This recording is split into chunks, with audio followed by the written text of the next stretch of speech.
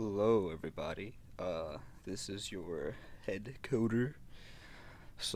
As promised, this will be the video to showcase just a few of the new things that have been changed or added or otherwise modified in terms of SCPs in the SCP Refactor. What we're going to do is we're going to go through 4 SCPs, and I'm going to show you what's changed, including a visual demonstration. Those 4 being 012, 131, and give me 1 second. 263. Yep. Oh, and also 049 at the end. So I hope you all enjoy, and without further ado, let's begin. Okay, so first up we have SCP-012. Now, 012 was more refactored than reworked, but there are still some cool new additions. So, for the most part, its effects are no longer as easily counterable. You can't just try and walk away, if you meet the criteria for being affected by it, you're basically a goner, unless someone can pull you out and put on the appropriate protective equipment to save you. Additionally, it can now affect multiple people at a time. So, it's basically a lot more dangerous and SCP-like than it was before. Now, in general, all memetic SCPs, and when I say memetic, I know lore-wise, technically this doesn't count, but mechanic-wise, we're saying any SCP that requires either sight or hearing in order to affect you is considered memetic. We already had a memetic system in place, but I've coded a new component for memetic SCPs that makes everything a lot more standardized. So protection for 012 would be both audible and visual. So in order to protect ourselves, we'd have to put on, if I spawn in here, blindfold, if I could type it correctly, and earmuffs. Here we have both.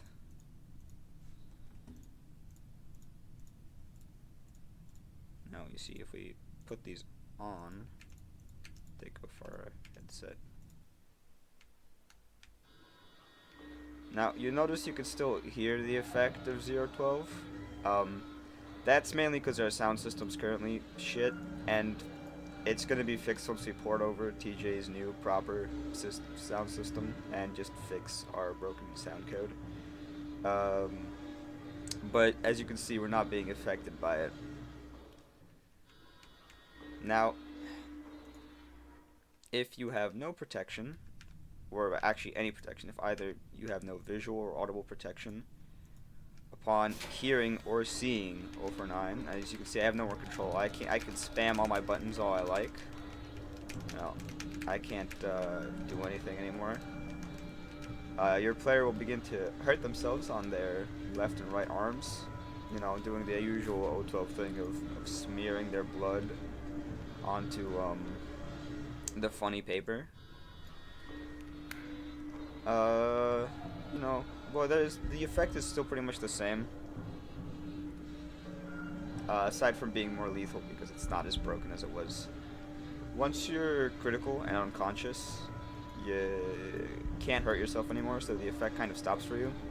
And again, you can be saved if someone gets in and puts on the proper protection of blindfold and earmuffs onto you, and then pulls you out, because you still can't move. Once you get within 1 block of 012, you're basically continuously stunned for a minute.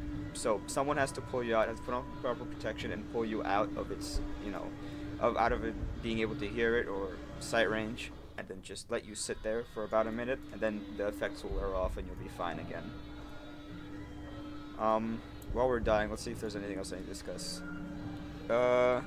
Yeah, like I mentioned, the new memetic component now handles stuff like seeing stuff through cameras, seeing stuff in general, examination, hearing things, and it's now based on actual sounds, not like shitty off-brand calculation that we do to guess if you heard it. So it's a lot more lethal because it works properly now in terms of for any SCPs that use the mimetic component. I'm pretty sure that's roughly it for O12. Next we have the iPods. So here we are at 131's containment chamber. If we open these, you'll see that they do actually walk around and wander now. At least they should. Yep, there you go. They're not just static objects that don't have kind of a broken AI and don't do anything. You can now befriend them. Basically, when they don't have someone befriended, they will run away and flee from dangerous SCP objects, including 173. So no more dragging him into 173's chamber and just letting them just sit there and, have that done for you. Now they'll just panic and try and run away from any dangerous SCP objects, unless one of them is befriended. If we have our help intent on, and we try and play with them, you see that once we have one of these kind of actions that the creature does, we can see that they were befriended. So if we walk away, it now follows us, or at least it does as long as we give it an open path, because it can't open doors. When befriended, it will, instead of running away at dangerous SCP objects, it will actually kind of run at your feet and, panic in order to alert you of the dangerous object, unless it's 173, in which case it will try and stay with you, but also continuously look at 173. I would showcase that right now, but I'm kind of lazy, and I'd have to walk all the way down to 173's containment chamber, and some fucking idiot put it in CDC. So I'm just gonna show you. So the way you would unfriend it, it unfriends you or it loses you as a friend. It only can have one friend at a time each instant. It loses you as a friend if it doesn't see you past a certain period of time, or if you just harm attack it, it stops seeing you as a friend. I can put it back in here. Now we are also if you both are now also playable, or they were before. Actually, I don't know if they were playable, but we'll just do this for the sake of ease. Now they're playable, and you also have your own language. If we look over here, checked on languages, you have iPod. That's your default. So, you could say hello. You could talk to the other iPod player because you have your own language now. And other individuals, unless they can, universally understand or speak, they will just perceive it as babbling. But you can now speak with each other and whatnot. That's about it for the iPods. Next up is the TV. Alright, so up next we have 263 in line for the showcase. So, if you all recall, previously in this code base, 263 did basically nothing. Mainly because it was broken and very poorly coded, and whoever made it deserves to burn in the pits of hell. So I've basically rewritten the entirety of 263's functions. So now, when you're ready to do a little testing, you go up, you click on it, and begins the little thing. So it welcomes you to Cash or Ash. It says your name. It asks you if you're welcome to test it. And then it's gonna ask you 3 questions. Wait for it to. So we answer. Correct. We'll do the correct ones first, and then you see what happens if it's incorrect.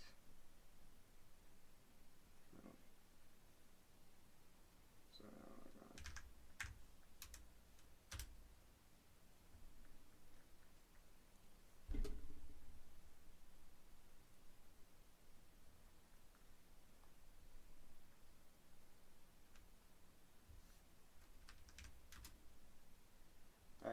upon, if you answer all the three questions correctly, you'll get a random item. Right now I have it set to just be money, but once this becomes live for test merge, it will be a bunch of random things. Because right now we're in the polishing stages, so I'm going over every SCP once more to change any things that need to be changed. Anyway, let's see what happens if we answer a question incorrectly.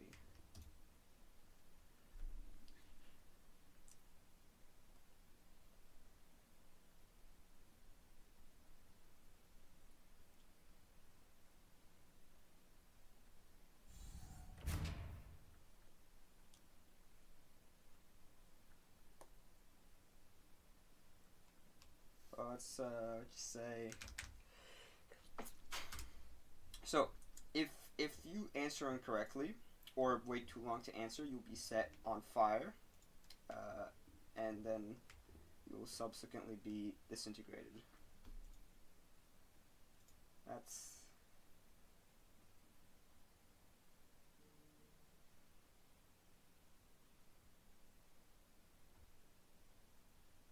That's a bit buggy. I have to figure that out. See, there's an issue. They shouldn't be saying that yet. But anyway, point is, you see that, if you answer incorrectly or you cheat, and what counts as cheating is being talked to by another individual or going out of sight of the television. So once you turn it on, if you just leave, you will die. You will consider it cheating, and you'll be disintegrated. Pretty neat. Again, who knows what the rewards may contain. Maybe suddenly you'll just maybe there'll be a gun and you just shoot somebody. Who knows? That's why you should fuck with them when they're released. You can figure it out, and not just shoot each other constantly. Anyway, that was 263, and finally we have 049, which I'm sure you've all been very eager to find out. Okie doke. Motion sensors triggered in the containment chamber of SCP-049. On-site security personnel are to investigate the issue.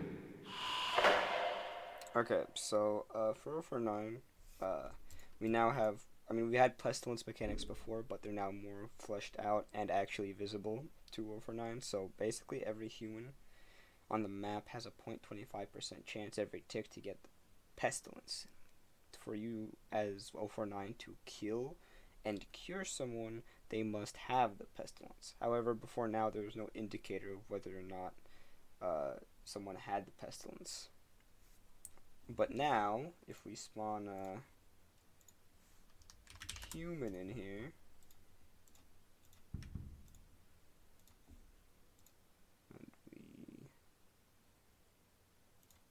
quickly just a ghost so that we can have him hit 049 in order to trigger. Oh yeah, also if you attack 049 anyway, you also get the pestilence. So people can't cheese it. They can't shoot at you and you aren't able to do anything because they don't have the pestilence. Any attack against you automatically gives them the pestilence. So as you can see here, motion sensors triggered in the containment chamber of SCP-049. On-site security personnel are to investigate the issue. So as you can see here, any human being that has the pestilence will have this little icon, glass cloud, indicating that they have the pestilence. You should cure them. Also, if you inspect any human with the pestilence, you'll get a little message that indicates that they do have the pestilence.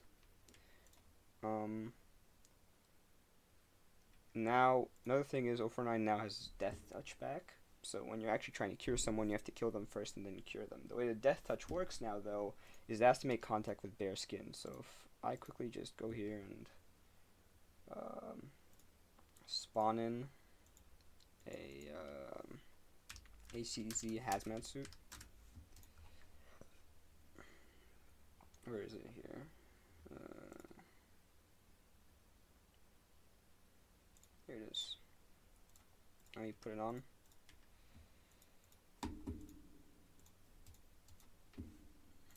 If 049 tries to cure... motion sensors triggered in the containment chamber of SCP-049. On-site security personnel are to investigate the issue. So, The way the death touch works is you select the harm intent, and you have to select an area with your zone selector that isn't covered by anything. So if we say we try and death touch him here, sorry, that was my breakpoint going off. I have to turn that off. Oops. You see here that fails to make contact with any bear skin. So we have to pick somewhere that why is it?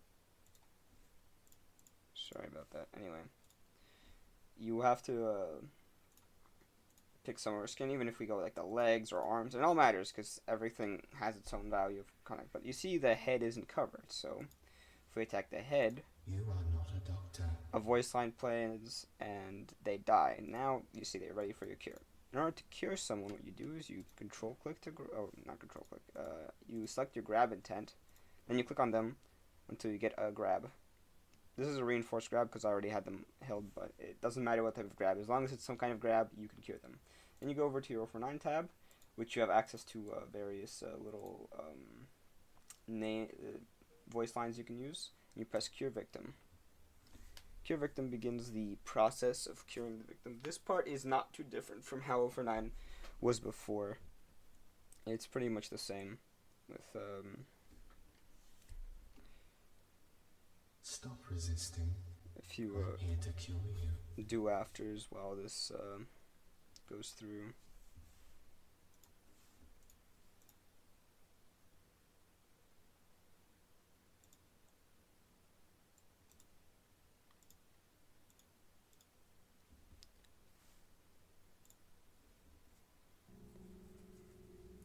So once the do-afters are complete,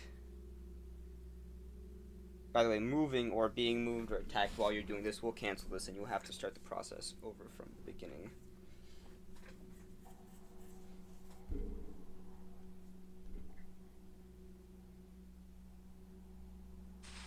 So once you've cured, you're free to, you can drop them, you don't have to keep carrying them. But as you can see, they'll begin shaking vigorously. And you see the HUD goes away because you've cured them of the pestilence. So they no longer have the effect. And soon after, they become a zombie. Where are they? For some reason he's... There you go. That was weird. We love when the game bugs out a bit. Anyway, so as you can see, there's a zombie. To communicate with zombies, zombies now have the base zombie language, and they also have a new language called Plague Speak. Plague Speak is a hive mind language, so you no longer have the dumb little like verb you'd have to use. You basically, to do Plague Speak, and both the doctor and his zombies can do Plague Speak. Press T, comma. I think it was actually. Let me check. You can check in your languages because I forgot what I. Go here, check the languages.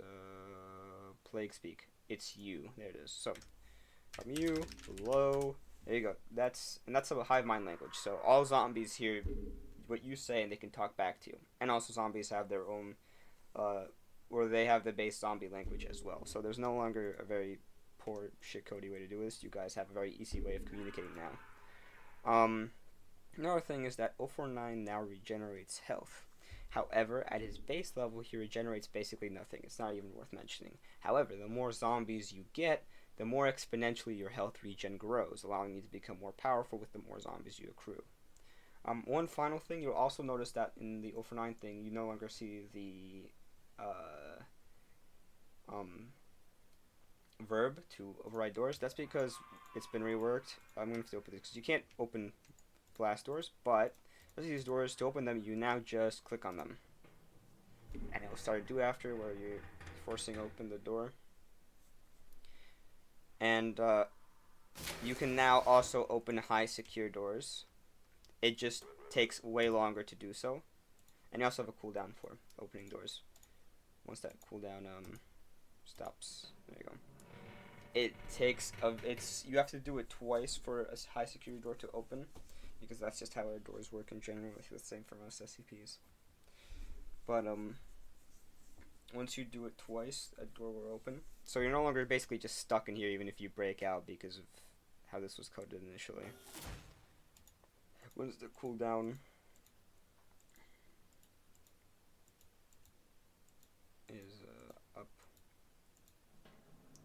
begin to pry it open again.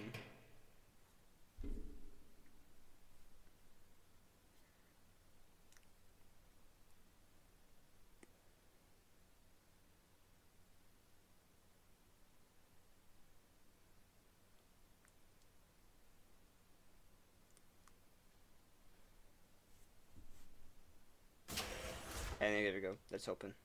Quick tip: these doors, after a certain point, don't have any required access, so you don't have to do this for every high security door.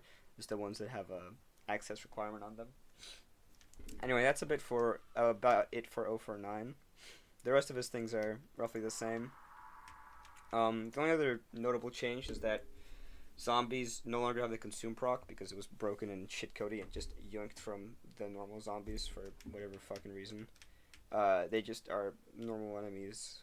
They also have an AI now, technically. It's very simple AI, but even if a player disconnects, they'll still have an AI. And the SCP menu that we showed you, when someone becomes an 049-1 instance, if the client leaves the body or they log out, if the client goes away, that zombie will pop up in the SCP menu as someone you can play as. That's about it. So, time for our little conclusion. So, that was our, or at least a very small portion of our SCP Refactor that I've showcased to you guys. Every single SCP in the game was looked at. We have about roughly 20 SCPs. A lot of them were reworked from the ground up. The code was rewritten brand new, like 066, for example, or 151. I haven't shown them here because that's for you to discover. This is more like a sneak peek. There was a lot of back-end stuff as well. Honestly, this is probably going to be one of the only refactors where there's going to be any real tangible content for you guys, minus like bugs being fixed and stuff working when it's supposed to. So I do hope you enjoy and spend the time to look around and mess with all the different SCPs once we have it test merged and we have the uptime for that. So thank you for watching, and I will try to have more showcases out when they are relevant. Obviously, as we're refactoring right now, there's not much to showcase because it's mainly just fixing code. That's not really interesting for you guys to look at. But in the future, once we have a stable code base and we begin adding features and more things, showcases will become a lot more frequent. Anyway, thank you all for watching. Enjoy your day. And remember, we have uptime in about 2 days. So be there or be square, you twats.